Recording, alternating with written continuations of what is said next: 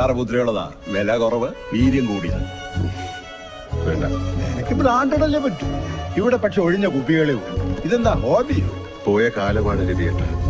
ഓരോ കുപ്പിക്കുള്ളിലും ഒഴിഞ്ഞ കൽപ്പകത്തുണ്ടുകൾ. ഒഴിക്കട്ടെ നക്ഷത്രക്കുട്ട. വേണ്ട തോമാശ, ബ്രാൻഡിന്റെ പ്രശ്നമൊന്നുമല്ല. ഞാൻ കഴിക്കുന്നില്ല. അതെന്ത് വർത്താൻ ഇഷ്ടാ?